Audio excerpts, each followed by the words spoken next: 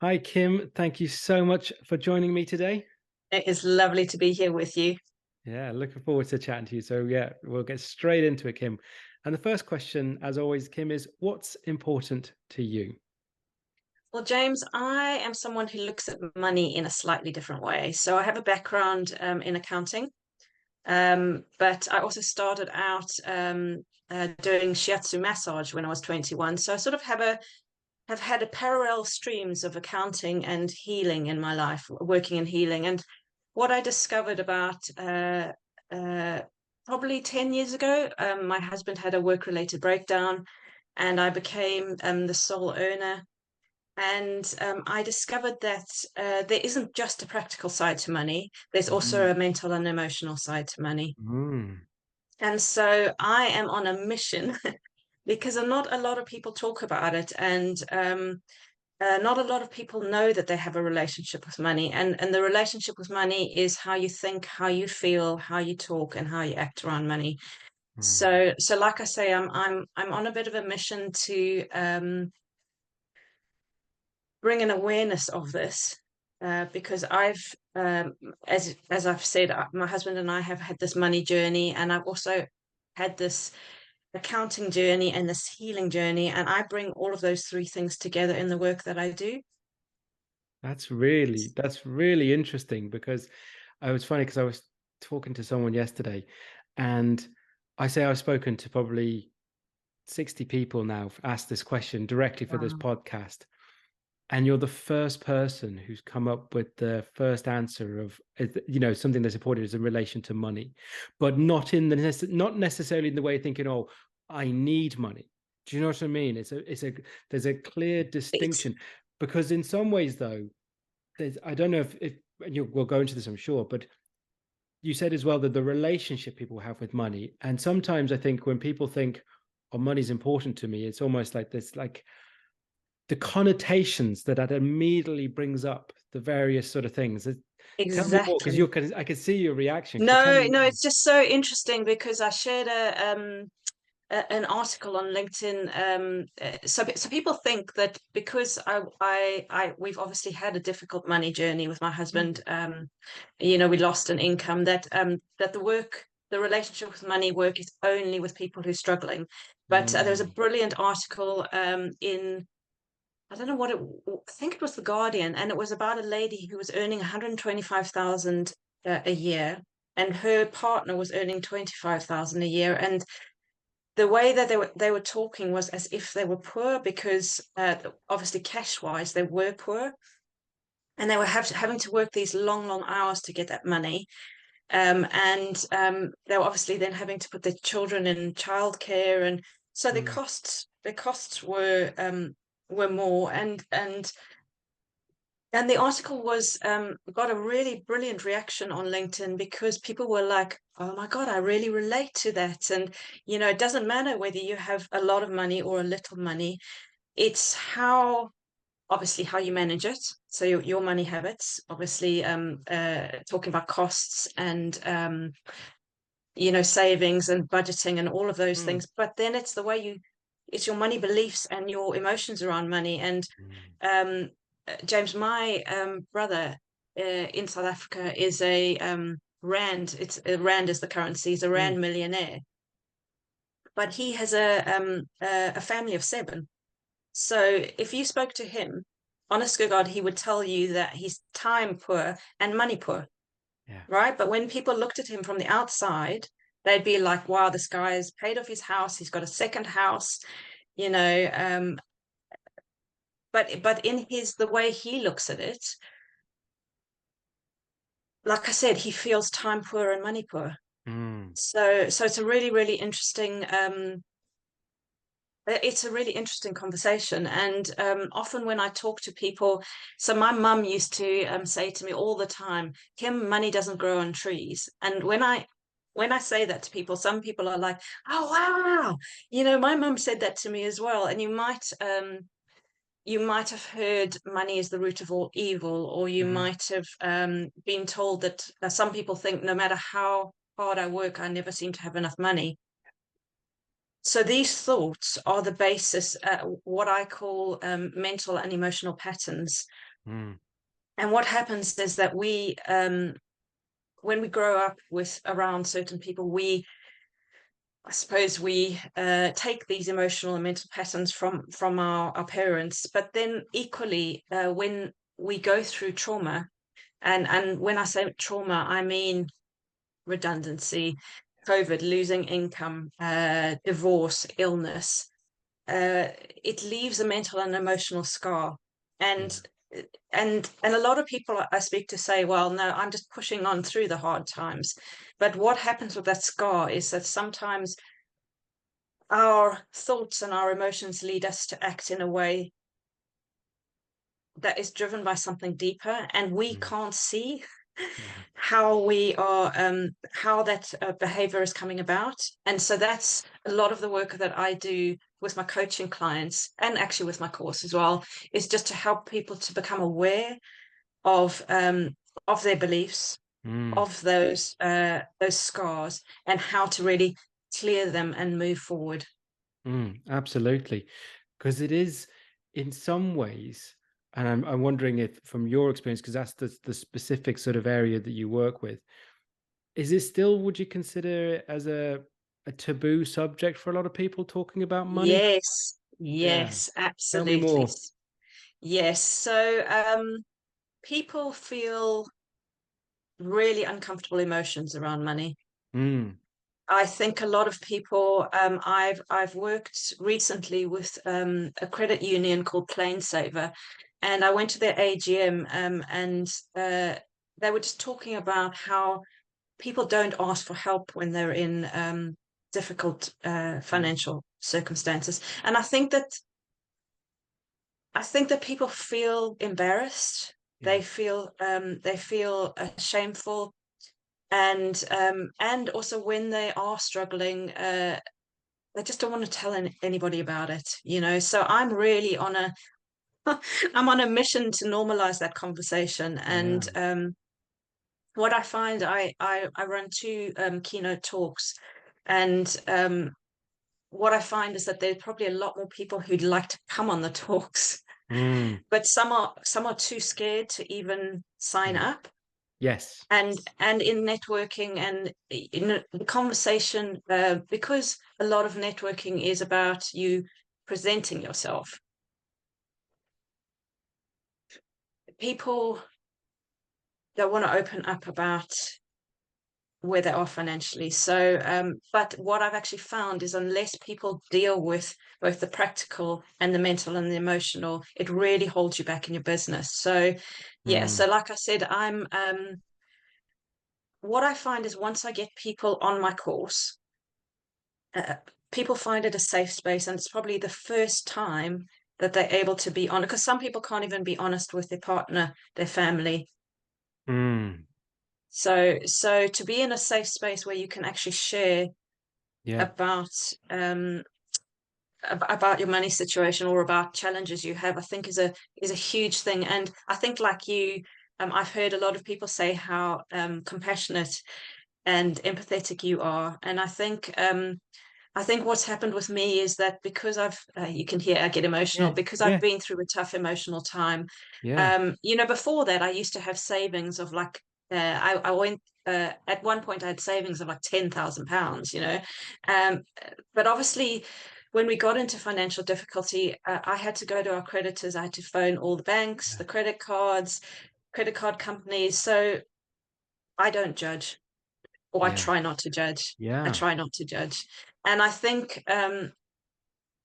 what I found is, over COVID, I did my course for Hounslow Borough, Mm. for the small businesses. And I think what I found the first time I ever did my course is that the more authentic, I was really authentic. I was like, hands up, I'm not a millionaire, Yeah. I've been through this. I've developed my own tools to help on the practical side, but also on the mental and emotional side. And what I found, James, is that people really resonated with that because they Yeah. felt maybe they felt like they could be real, they could, be Yeah. honest, and there was no judgment. Yeah. And I think it that sort of sharing that your experience, and in a sense of being vulnerable in those situations to sort of those are I found the ones where people will connect with you. And it kind of, I think I've mentioned this sometimes before when I talk to people. And I think, again, I think this is where I heard it was from Tony Robbins. First time I heard this sort of, I'm paraphrasing what he says, but again, it comes back to this thing of when we think sometimes we're the only person that's going through something, and we Yeah. think, and then we're thinking then, so it's so isolating, because you think, well, there's could be a shame attached to it, as you say, or an embarrassment, the fear of judgment for others. So you feel, well, actually, I'm just going to keep this to myself because it can only be me. But the truth is what Tony Robbins said in many of his talks, is like, there isn't one thought, feeling, or experience that you have had alone. That everyone is No. either having it the same or throughout Yeah. history. And Yeah. as you said there, when you're sort of open in your talks and your keynotes and your courses, and you actually say it, and I'm sure you've got it to where the way you say it very, very clearly to people, they just hit them and go, well, that's exactly how I feel. And then, as you say, because they feel it's a safe space to then really talk through those stuff. And do you find then, like when you talk, we'll go specifically, obviously, with those courses and that, is the aim, I suppose, from when you're working with people, is there a practical side of how they can manage their money and the mental side of it, or is it Yes. one of the two, Yeah. or is So it both? no, it's Okay, both. So it's great. both. I think that's what really makes me unique, because my dad gave me a book on budgeting when I was 18. Yeah, And obviously being in the accounts field, yeah. obviously it's all about, Yep. numbers and money and stuff. So my background is on the personal side. Although, like I say, we did get into financial difficulty, Mm. I've always budgeted. I've always looked at costs. And so I think that's what makes me a little bit unique with the course as well, is I do look at debt. I have a module on debt, I have a Yeah. module on budgeting, I have a module on savings and cost cutting, but then equally I have a module on getting clear on where you are financially and where you want to be, because I'm a big one Mm. for believing that you need a vision. So I get people to Yeah. do vision boards, so Yeah. that when they're doing the hard stuff, when they're doing all the hard stuff for money, they have that vision and they're like, oh wow, I'm reaching for these things, and it gets them to commit to do those hard things. Yeah.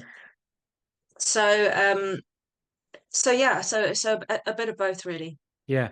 Because when you were talking there, because then you say there's the, as you say, those practical elements, but then bringing in a sense, I'll ask this. I'm going to jump ahead of myself in the questions, because you're obviously coming in there from also from a coaching perspective and a healing perspective. Yeah. So before I ask the question, I'm going to ask about how you bring the two together in the courses. Where's your history then? And you said is it shiatsu where you've had an interest in? So, Yeah, so but so tell me um more so about at the that. yeah, so at the same time, I worked for a South African financing company when I was about 18 or 19, and they were buying and selling ships, and they allowed me to do a bookkeeping course. And at Yeah. the same time, I was like, no, I want to do something a bit different. So there was this year-long shiatsu course, and Oh, shiatsu is Japanese acupressure, and yes. that really introduced me to the concept of the body mind, but Mm. also the concept of one of the tools I use in the course now is called emotional freedom technique, and it's Yeah. basically energy psychology. And Right. so it introduced me to the concept of using those points. Yes. And so I guess really my journey has always been with the accounting, but also with the healing. And Mm. then my mum had cancer for a very long time. And so, sort of, while she had the cancer, I did a lot of research and, just trying to help Mm. her. So, so, so those two paths Mm. have always been a part of my life. And then, like I said, in 2017, my husband had the work-related breakdown. So I then had the whole defaulting on loans and credit cards and having to manage debt. So I almost think like I've been almost perfectly groomed to do this Yeah. work, Yeah. you know? Because what I was going to say then, in sense of like, and I think what you're saying, it is unique in the sense of, because I previously worked in the financial services industry within Oh, insurance, interesting. as what I Oh, did. interesting. My career was in sort of customer operations to do with life assurance and things like so. Oh, And amazing. I would have had people who, life assurance policies and that. And so going through that hardship potentially of, illnesses and things and dealing with people like that. And so I would have Yeah. known a lot of financial advisors as well going, but I've not come across someone who had that, as you say, the background that you're bringing to it. And what was making me think was I also have a kind of a history and interest in sort of fitness and personal training and things like that.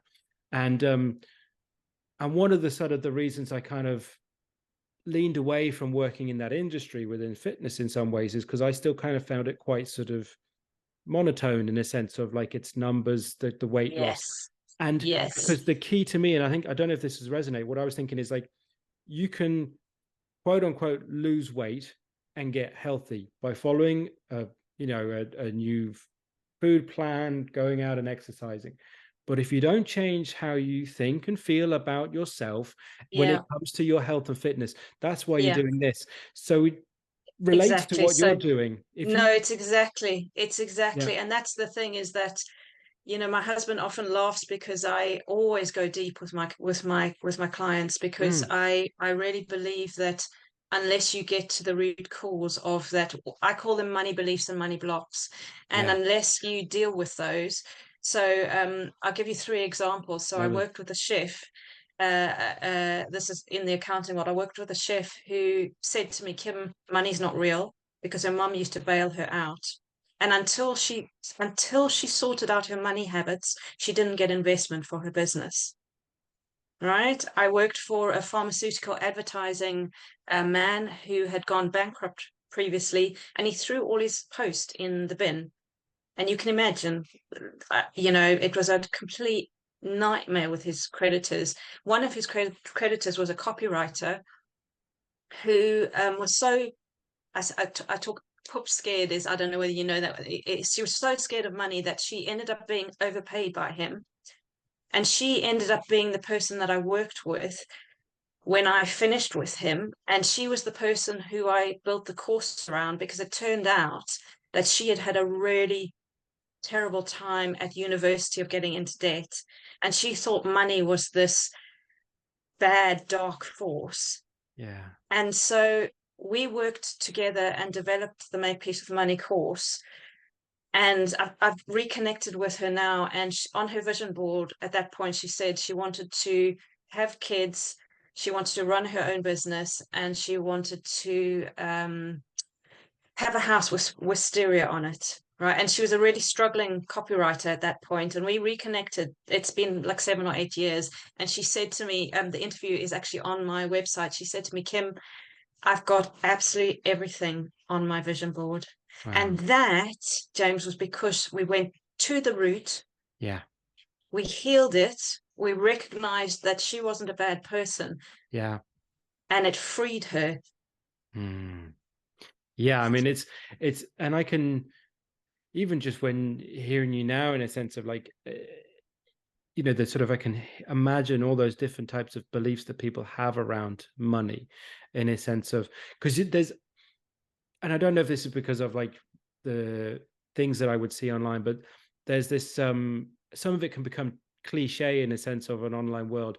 There's the sort of like things I would hear of the idea of a scarcity mindset and an abundance mindset, sort of the scarcity mindset, you'll never have enough, and these beliefs. Or Yes. is it, that was an Yeah. interesting one that you said, that there was, it the chef, the first thing you said, oh, it's like money isn't real. Money's not real. That's what That's she it. used to say to me. That's an Honestly, she that's used to a say that to, yeah. And I think in fact, so what I recognize now is that a lot of people focus. So one of my keynote talks, is from going from a money warrior, which is, my husband laughs, is WORRIER to WARRIOR, right? So the money worry is something that we all live with. I mean, mm, I still have that, yeah. we all still have that. But and what happens is that it's absolutely fascinating what happens to the brain when you have that level of money worry. It really impacts Mm, your level of thinking. It impacts your neurons, and when you are focused on the money worry, so this comes back to your money scarcity. So when you focus on what you don't want, which is the oh my God, what happens if I'm going to run out of money? What happens if I don't make enough? You're not focused on, this is what I do want. And one of the tools that I'm developing at the moment, and I'm beta testing it, is a way of using EFT with a twist to actually help you to clear the emotion and the energy around what you don't want, and then focus on what you do want. Because I think that's key. Yeah. I think what money worry does is it keeps you focused in the fear. It keeps you focused in the, and the thing is that in our modern world, James, you know, we defaulted in 2017. Then we had 2 years of COVID, and now we've got cost of living crisis. So people, not just me, everybody's been through this, you know. And in my money warrior talk, I talk about becoming resilient in the face of stress. So we all have this money stress, and you know, I'm not immune. You know, I might be doing this work, but I'm still, you know, I don't earn the level of income that I want at the moment. You know, we all have to deal with that level of money worry. And what I've recognized with, when I have a soul search about why people would do my courses and come coaching with me, it's because when I'm faced with those difficult situations, I create tools for myself. Yeah. And it's my husband said to me this morning, well, if you hadn't, where would we be if you hadn't put those money habits and put those tools in place? Where would we be now? Yeah. So yeah, it's an interesting thought. Yeah, absolutely. And I'm interested in the sense as well, because I think that as you say, the combination of the two, I think it's so powerful in the sense of when you bring both of the practical and the sort of coaching element, the healing element to it as well. But in the sense of like the practical side of stuff, just out of curiosity, is there a sort of commonality that people struggle with when it comes to the sort of practical side of money? You know, I think I was speaking to an accountant yesterday, because I'm just trying to get a feel for what people are struggling with, and they were just saying that no matter whether people have money or don't, they really struggle to manage it. But I think so this is where the money habits is so important. So the things like understanding what your costs are on a monthly basis, or what your average costs are. So I talk in the course about your fixed and your variable costs. And if you understand what your average costs are, and you understand what your level of income is, whether you're self-employed or whether you're employed, you have a base level that you can operate from. Yeah. So what I will do every morning is I will go into my banking app and check what money's gone out, what money's come in, and I'm on it, you know? Yeah. So I know, so at any point, I know maybe I'm not making enough income this month. So maybe I need to go and find a bit more accounting work, or I need to go and do, or maybe I can do some cost savings somewhere, you know. But I almost think being too busy, sometimes people just feel like they're so busy that it's just something that they don't like doing, number one. Yes. And they're a bit scared of doing number two, because if they open their bank, they don't quite know what they're going to see. Yes. So yeah. And I think then, and this is why I think, as they say, like those sort of building those practical habits. But in the same sense, though, if I'm going to, I'll use the analogy again of this, sort of like, because I think it's so common in a sense of like a health perspective. So like the whole thing of opening up the bank, the account on your app, and seeing either what's in there or maybe what's not in there, is going to immediately trigger those emotions that flood the brain that you don't want. It's the same as opening up the fridge and seeing the cake. That's exactly. So that's why I teach people. So that's why I use emotional freedom technique, because it's a brilliant way of detaching the emotions from the experience. Yeah. So tell me, when you say emotional freedom technique, tell me what does that mean? Oh, it's brilliant. It's absolutely amazing. So it's basically, it's called tapping, and it basically helps. They call it energy psychology, and it's basically a way of tapping on the face around certain statements. And what Okay. it does is it clears the emotion from the memory. So let's say, like you say, every time I open my bank statement, I feel fear, right? Mm. I would start, even though I'm feeling this fear around opening my bank account because I might see that I'm in overdraft and this is going to absolutely freak me out, I love and accept myself. And what that does, so basically it starts, it's a process Yeah. for actually dealing with the emotional and mental connection in the brain. And what it Yeah. does is it detaches and takes away the charge so that you can open your bank statement Yeah. and not have the fear and be Yes. able to take that action. Yeah.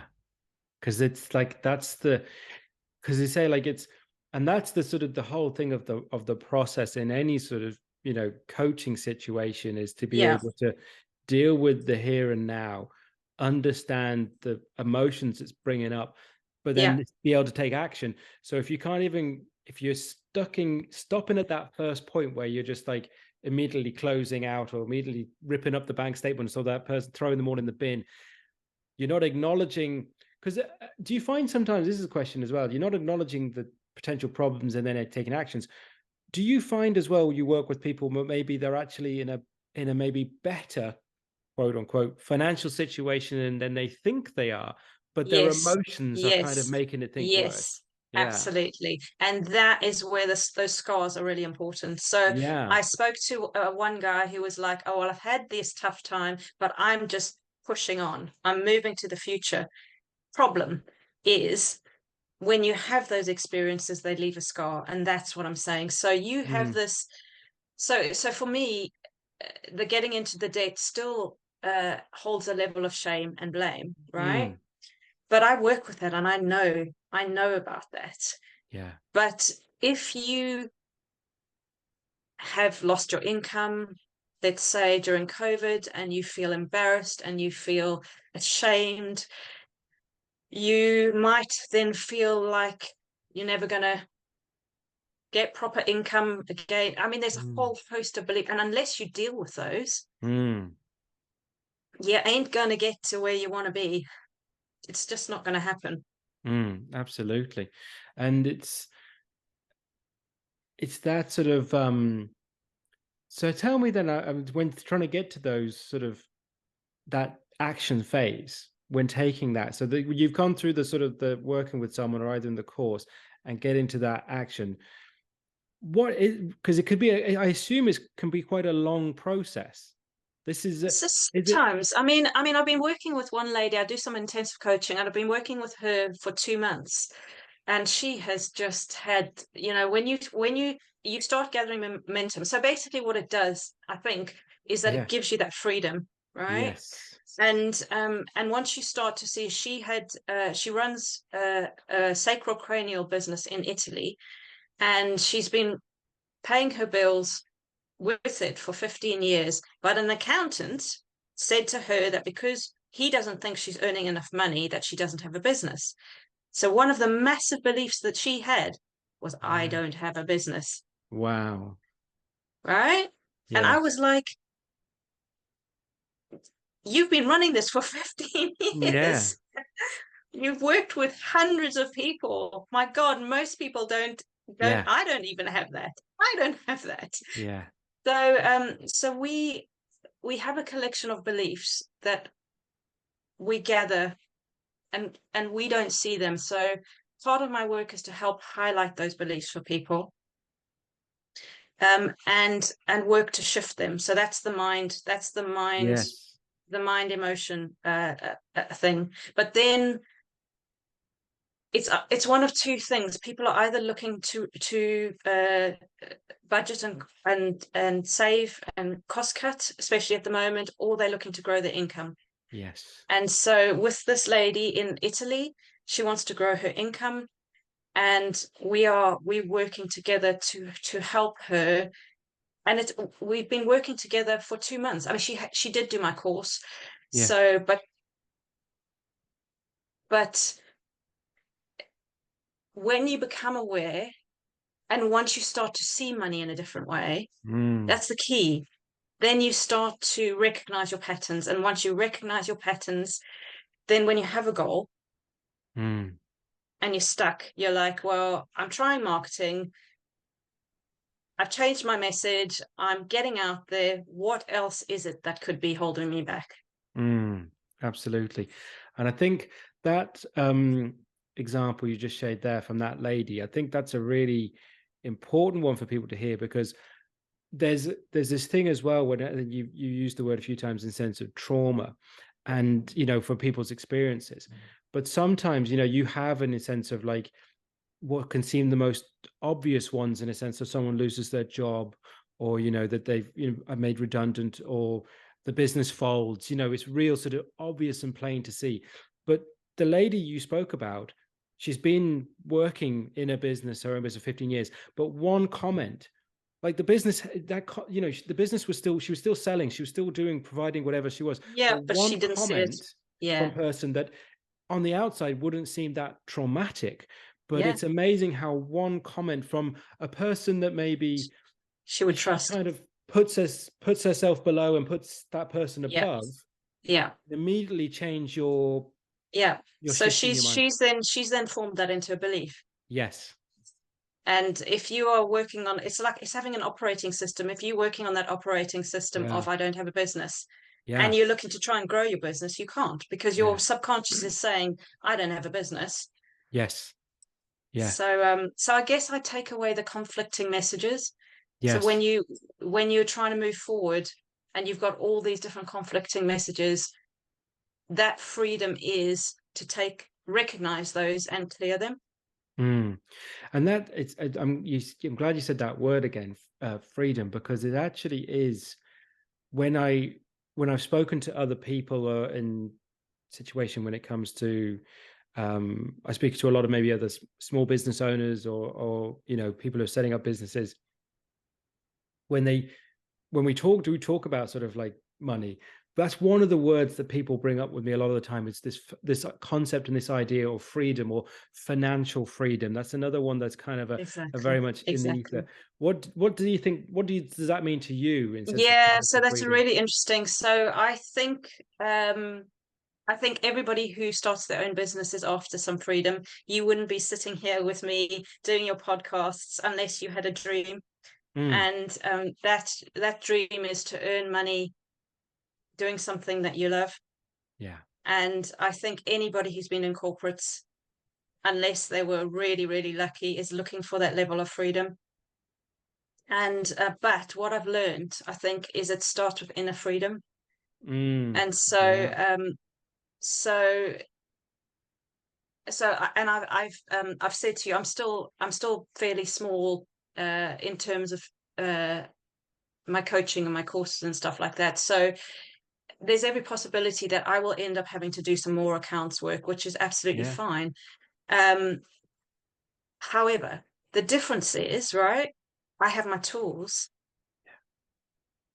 and every single day I'm working to give myself mental and emotional freedom. And I'm using my new technique, which is to focus on what I want.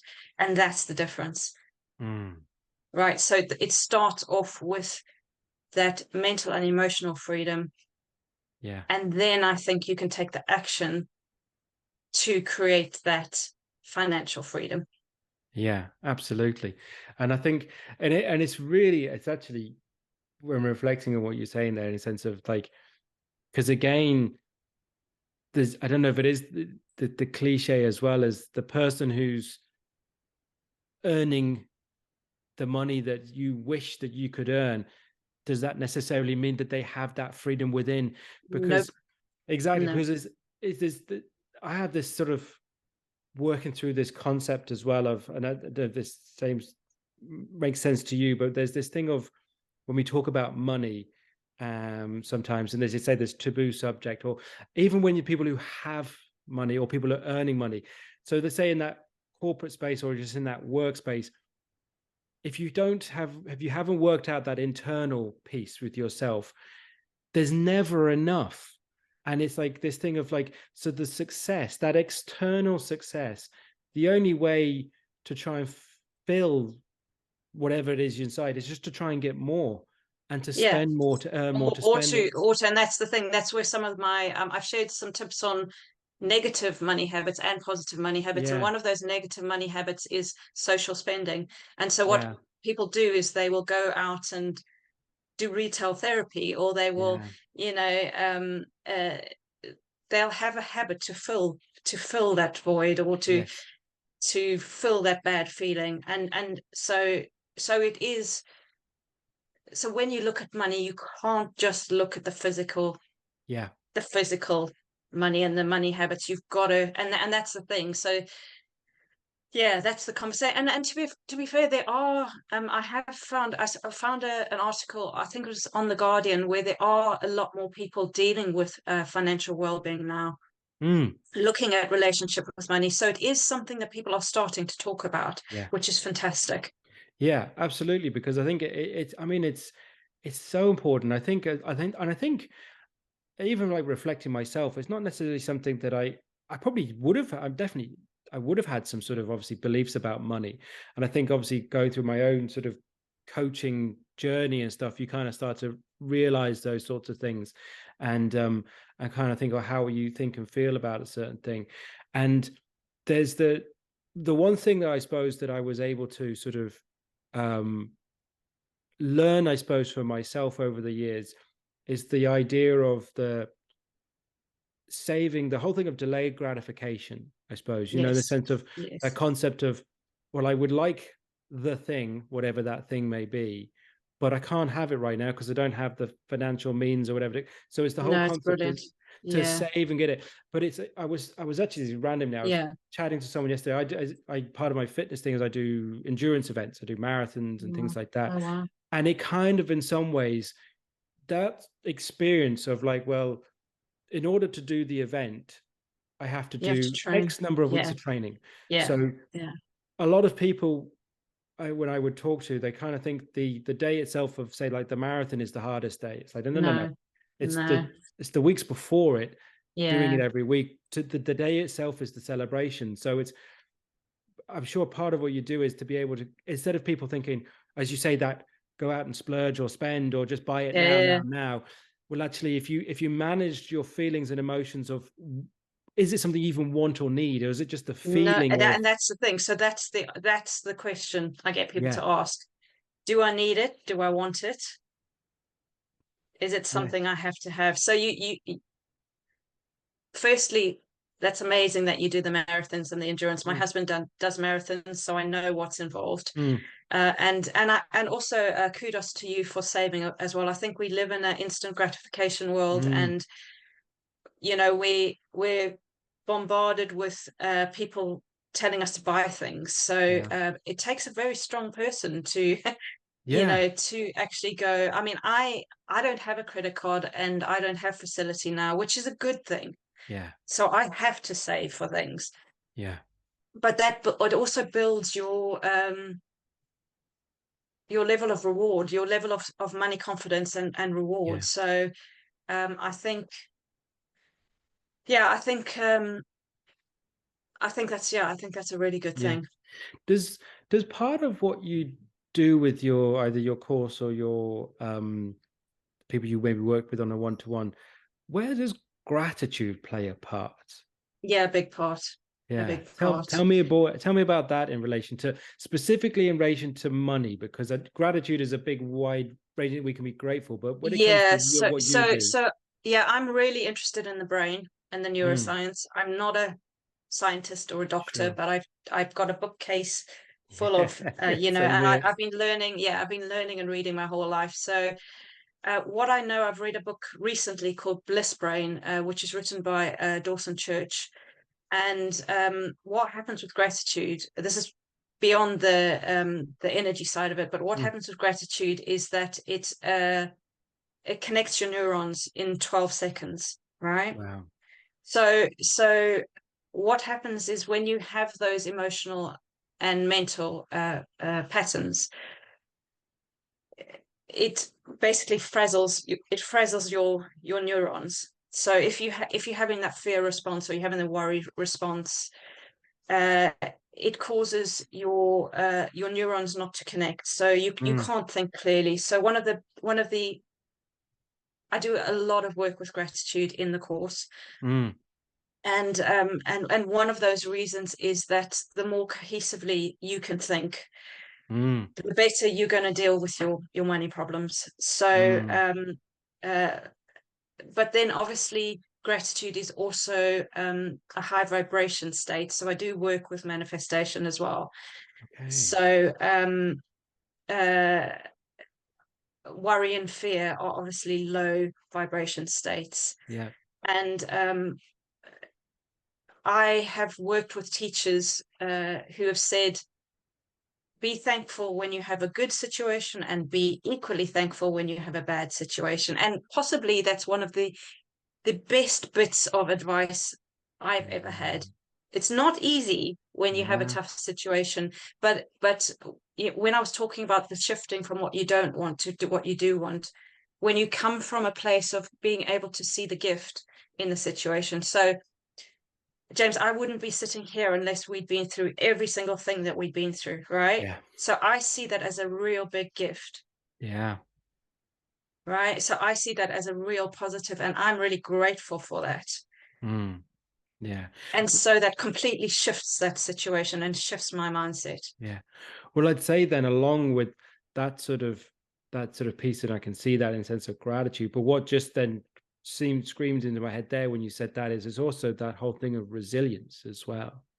To, yes, you know, and I'm sure then there's people that you've worked with that actually, when maybe you enable them to kind of move through and work it through you, that actually they're probably more resilient than they actually realized that they were. Yes, it's exactly. So I think that's it. I think I help people to build that resilience muscle. Yeah. Yeah. To ultimately deal with, some people don't like to think of it as trauma, but yeah, no, I think you're right. I think I help people, I give people tools to be able to deal with trauma so that they can come out the other side and still go after their dream. Yeah. Well, no, I think as well, and I think again, sort of talking wider in a sense of trauma, I think as you say, it's like this thing of trauma in a sense, because thinking is like we're recording this during Mental Health Week, you know, at the moment. Yeah. And again, the trauma, like anything and everything, there's a scale and a sense of a spectrum of where that may land. But it's the thing of, well, I think I was talking to a few, like a guy we worked with, like he was an occupational therapist, so he worked with a lot of children and young people and stuff, and but in relation to trauma with children. But he was saying the same thing. It's like trauma is very relative to the individual, you know. Exactly. You know, it's the same in the sense of when we're talking about trauma in relation to financials, that, you know, a comment that creates a real belief for that person, it was extremely traumatic. You know what I mean? So maybe just because their level of trauma isn't as, oh, the business failed or they were kicked out of the house. Do you know what I mean? It's relative to the individual. It's exactly. I think in some ways, like from what you're saying, is that you know, there's an element of compassion that's required for people, as opposed to cynicism and thinking this sort of, oh, well, yours isn't that bad. No. Everybody, you know, I think what I've learned from my husband, who's gone through these mental health challenges, is that he says everyone might be in the same boat, but they're in a different storm. Yeah. Wow. Yeah. And I think everyone's different. So I think you've got to, you know, I try where I can. Obviously, I have biases probably that I don't even know about, you know, but I practice non-judgment as one of my tools. For sure. So yeah. One of the things I was thinking there as well, when you said it earlier, in the sense of the phrase that's very much in the current you know, discourse of when we're talking about financial situations at the moment, is that the cost of living crisis. You know, you can't turn on the news No. you know, especially in this part of the world without hearing that phrase. Yeah. So, and not to contradict what I just said about sort of compassion to people, but I suppose how much in the sense of, you know, this, is there an element of being able to, do you find people where they kind of put the sort of the blame and the responsibility outside themselves and say, well, actually, or that the solution isn't going to come from within, or there's a cost of living crisis, I can't control anything. So because there's, as Yes. much as Yeah. situations externally can affect, there is an element of point, well, to change that Yes. has to come from within. So how do you Yeah. kind of square that circle with people? Well, I think so what I've learned with the coaching and with the talks and the courses is that you can't teach anybody anything. You've got to plant a seed, Yeah. and they've got to be able to see it for themselves. And I think that if people feel so what happens with things like cost of living crisis, it causes something which I call vicarious, I don't call it, it's called vicarious trauma. So Yeah. you basically see people going through this stuff, and you take on that trauma. Yeah. But and so what that does is it makes you feel powerless, obviously. Yes. And I think what I try in my work to do is to help people to understand that they have power. Mm. So, and I'll give you an example of that, James. Yeah. When we were with Bulb Energy, an energy supplier in the UK that went bust, and the thought was that there was all sorts of, energy bills are going to go crazy. You're going to be farmed out to other people, expensive. But there's a guy over here called Martin Lewis who does a lot of work Yeah. on, you've heard of him. And he said, just sit tight, don't do anything. And my husband and I did all sorts of things, from putting seals on windows, putting draft excluders on our doorstop, a slow cooker, air fryer. And the interesting thing was that our direct debit had been put up to £200 a month. We're in a 3-bedroom house. And from doing all of those things, which I kind of was just thinking, oh, we just have to be as Yeah. energy efficient as possible, the direct debit went down to £77 a month, right? Wow. And it ended up that Octopus Energy ended up buying Bulb. And so a number of things there. I didn't react out of fear, number one, but I took tiny little, we took tiny little steps, and that made a massive difference. Yeah. And so that's what I teach. I teach that you can take these tiny micro actions, and you start to feel like you have a sense of power, financial Yeah. power in your own life. Yeah, absolutely. And I think it's a really sort of, it seems so simple, but as you say, powerful when, you know, so many things again, the sort of large outcomes or big outcomes are taken from small, consistent, sometimes boring, sometimes unexciting actions.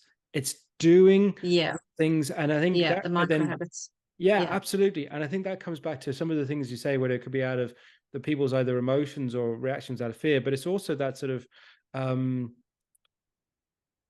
the feeling of either not being in power to having the power to do it, or this sort of apathy towards it and think, oh, you know, it's like, well, sometimes you actually just gotta, if you take these, if you really listen and try these things, it will make an impact. And that's where I think you said it's like getting people to empower to do themselves, because I'm sure that people have taken some, maybe done some, listen to you with some cynicism and thinking Oh, these actions. absolutely. I mean, And to be honest, when I say relationship with money, James, people are like, "What? yeah, yeah. So This woman is mad," yeah, but it's, I'm sure then, you know, I'm sure I'd love you if you had examples of people, how you've actually managed to, you know, when they've come back to you, go almost whether reluctantly or otherwise saying like, you know, actually you were right, or it worked, you know, because that's the Well, sort of that's proof. that's the proof is in the pudding, and that's the Yeah. thing. So what I'm doing is I'm building up a whole host of people who have experienced my courses, who have experienced my coaching, and like I said, Emma, the lady, the copywriting lady, when I went back to her 7 years on, she was like, Kim, you know, I said to her at that time, 7 years back, would you be my guinea pig? Let's try this out. Let's see. And she was like, I didn't have to pay for it, Yeah. you know, and she said it's absolutely helped me to transform my life. And so she Wow. gave me she gave me an interview, a video interview, Yeah. um, because of the power of the work. And so what I'm doing, it's what I said to you, I'm educating, Yeah. I'm evidencing, Yes. and I'm gaining social proof at the moment. Yeah. But I think as well, even just that example of that lady that you spoke about, Emma, as well, in the sense of the things that you said on her vision board, um, you know, the sort of the goals, the dreams, and the things that she had on that board, um, weren't all about money. No, absolutely. And that's the thing. So I basically, you might have heard about this, but I get people to look at their big why. So it's what you said Okay. about some people will say freedom. Some Yes. people will say, I'd like to live half the year here or half the Yeah. year here.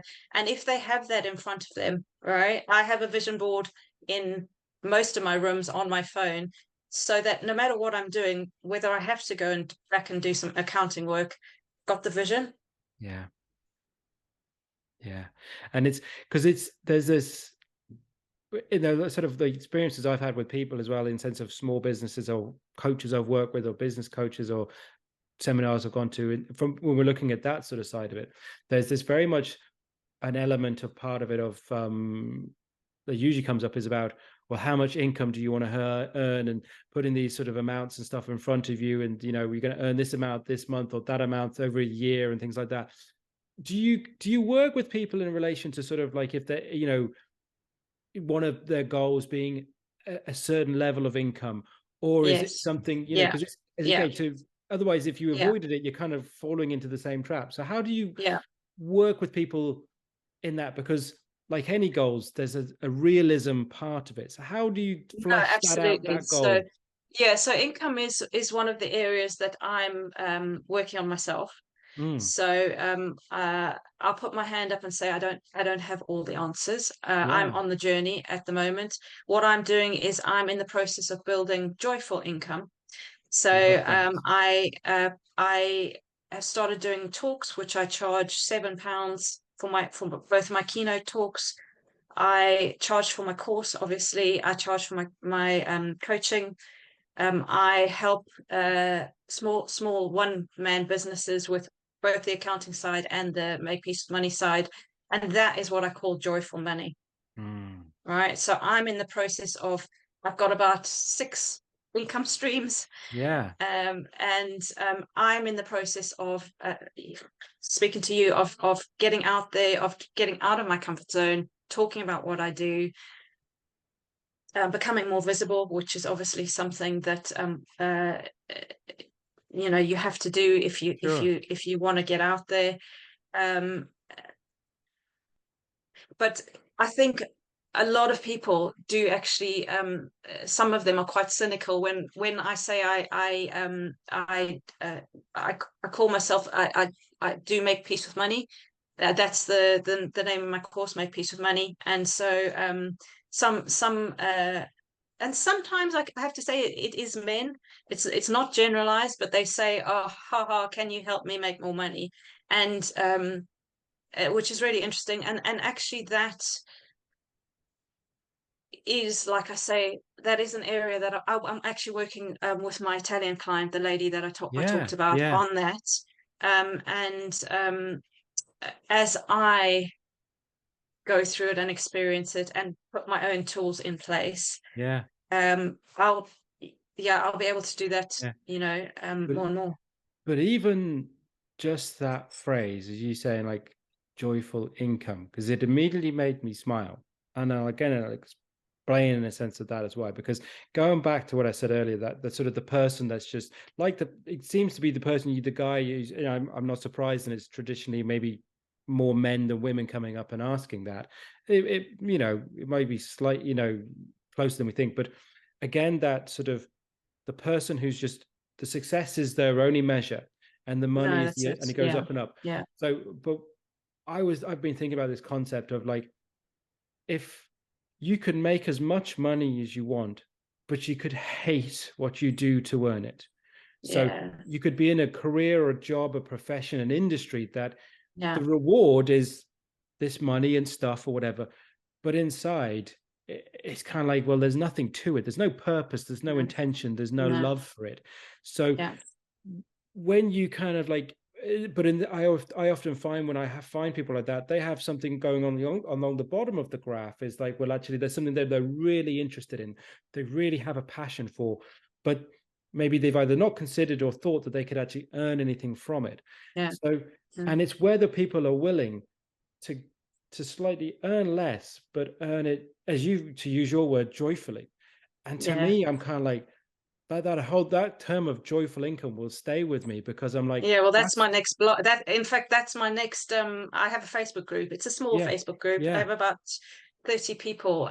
But that's my next. So that's, I'm working yeah. that through because that's so It's really everything that I powerful. teach. Yeah, everything I teach. I think that's the ideal. That's the sort of Yeah, of course. El Dorado, Yeah, correct? for sure. And I think that that ultimately I hope that I'll be able, on the other side of the river, holding the flag, going, "You can earn this joyful income." Yeah, yeah. Well, no, I think it absolutely is, and I think, because I think there's this, the thing again though is like, because of the, obviously the whole chat, it's like the, there's this element of like the society that we live in, that money is a, not, is a requirement, is important. I say Yeah. there shouldn't be this shame of it, but it's like, it doesn't need to be the sort of like, I don't know if you remember like the Harry Enfield, years ago. Have you ever got that? The sort of the money guy, loads of money was his sort of catchphrase Yeah, in the yeah, 80s. yeah, You know what I mean? That, and yeah, it yeah. doesn't need to The be only that. fools and only fools and horses. Yeah, Yeah, yeah, the yeah, yeah, constantly, got to have that look, but it doesn't yeah. necessarily mean you have to be this sort of the other cliche stereotype of like, oh no, I don't need anything. It's like, well, okay, that, No, no, no, it's, absolutely, there's this absolutely. No, element no, of, absolutely. I'd like to say in years to come that I will prove that you can earn the money that you want to earn hmm, more joyfully. yeah, no, absolutely. I can absolutely completely 100% uh get that and resonate with that. It's just, it really is a fabulous two-word thing there. And I say, well, I will remember that. One of the things I love to ask my guests, Kim, when they come in, is I do have a love of the quotations or phrases, and say, and if that may, impact and help people. Are there any quotes or phrases that are important to you? Well, I've just been looking for one. So there is in one of my talks, there's a lady called Suze Orman, and she is sort of like an American money. She's written books on money and managing it. And I Yeah, love this. I use this quote in my talk. I'm just going to read it here. There isn't yeah, a part of our lives that money doesn't touch. So I just read it. There isn't a part of our lives that money doesn't touch. It affects our relationships, the way we go about our everyday activities, our ability to make our dreams reality, everything. yeah, And I love that. yeah.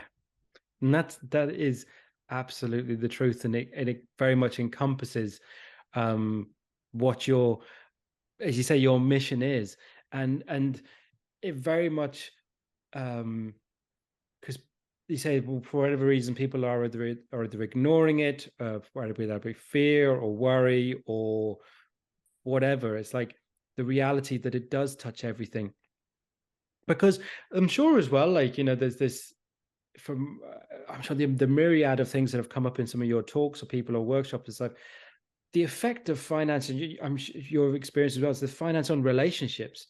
Yeah, it's Not just huge. within No, it's huge. partners, but families. It's huge. Massive. Yeah, inheritance, everything. Yeah. Oh, We're yeah. talking, which, yeah, yeah, It's, everything.